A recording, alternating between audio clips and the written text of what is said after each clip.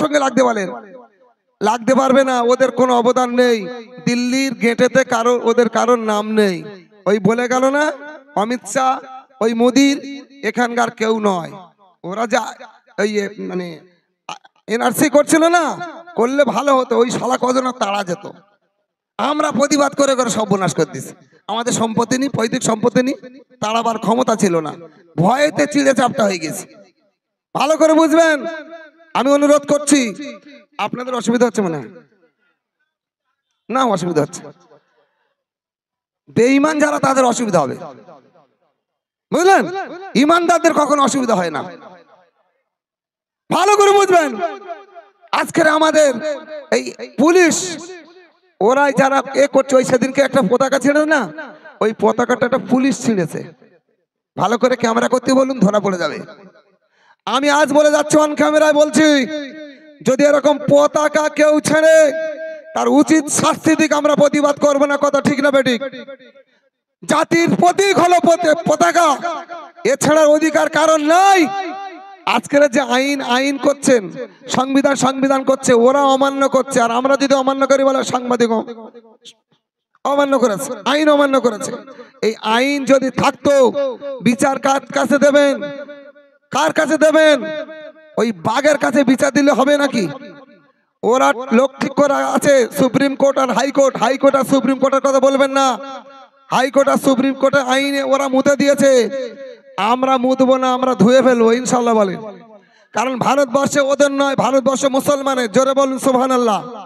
আমরা মুসলমান, আমাদের ইমান, দেশ ভালোবাসা হলো ইমানের অঙ্গ, আল্লাহ রসুল বলে গেছেন। তাই আমরা, ওরা যে বিসমিল্লাহর উপরে পটি মারছে দেখেছেন? হ্যাঁ, মায়ের দোয়ার উপরে পটি মারছে দেখেছেন? এর জন্য আইনত ব্যবস্থা আমার রাজ্য সরকার নেবে। যদি না নেয়, আমরা তার অন্যভাবে ব্যবস্থা নেব। কথা ঠিক না বেঠিক? কথা ঠিক না বেঠিক? আমরা অন্যায় করব না। ওরা যে এই মারছে, পুলিশ দেখছে। পুলিশ যদি সত্যিকারের বিজেপি আরএসএস না হয়, ওরা তার প্রতিবাদ করবে। কথা ঠিক না বেঠিক? কেন এটা করা হচ্ছে? একজন অন্যায় করেছে, এতজন মুসলমানের গাড়িতে বিসমিল্লাহ ঢেকে দেওয়া হচ্ছে কেন? আমি অনুরোধ করব প্রশাসন ভাইদের, তারা যা সহযোগিতা করছে তাদের ধন্যবাদ জানাই। বাংলা অখণ্ড রাখবো। এই ভারতবর্ষে আবার গজওয়াই হিন্দ হবে, গজওয়াই হিন্দ হবে। আর পুনরায় মুসলমান উজ্জীবিত হবে। ওই ফিলিস্তিন থেকে, ওই ফিলিস্তিনে লোক মরছে, ওখান থেকে জয় হবে। আর গজওয়াই হিন্দ হবে, মুসলমানেরা বেশি মরবে, আর এই ভারত জয় করবে মুসলমান। জোরে বলুন সুবহানাল্লাহ। অতএব আমাদের ভয়ের কোনো কারণ নাই। ঈমান মজবুত করব, নামাজ পড়ব, হালাল খাবো। প্রত্যেক বাড়ির একজন গার্জেন হলো তার মাতব্বর। ইয়া আইয়ুহাল্লাযীনা আমানু কু আনফুসাকুম ওয়া আহলিকুম নারা।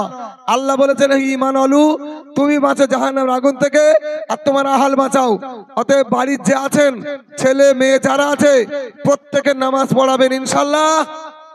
ইনশাআল্লাহ নামাজ পড়বেন আর পড়াবেন। খবরদার না পড়ে বলবেন না।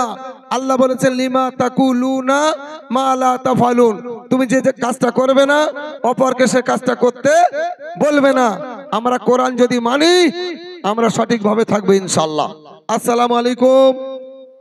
দেখেছেন সালামের জবাব নেই, রাগ হয়ে গেছে নাকি? আসসালামু আলাইকুম। হ্যান্ডেল মেরে মেরে কাজ আমাদের। যাক আলহামদুলিল্লাহ, আমার ভাইজান দোয়া করে।